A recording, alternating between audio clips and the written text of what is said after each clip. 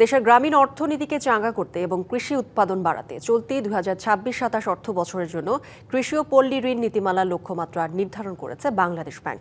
গত অর্থ বছরের তুলনায় প্রায় 53% বাড়িয়ে রেকর্ড 60,000 কোটি টাকা করা হয়েছে। সোমবার বাংলাদেশ ব্যাংকের প্রধান কার্যালয়ে এক সংবাদ সম্মেলনে এই নতুন নীতিমালা ঘোষণা করা হয়।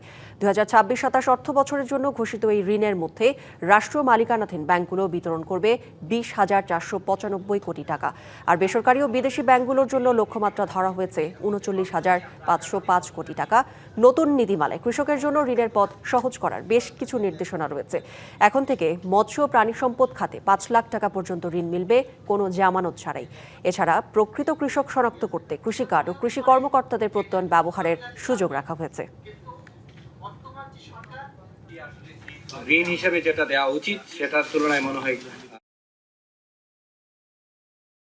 রেখে আমরা 2.5% থেকে এবার 4% উন্নীত করেছি।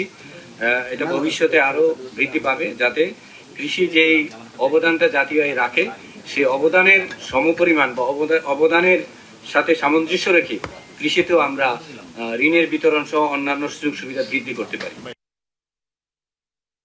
নগদ নিয়ে এলো হার না মানা হার অফার। সর্বনিম্ন 10,000 টাকা রেমিটেন্স নগদে পাঠালে থাকছে স্বর্ণের হার জেতার সুযোগ।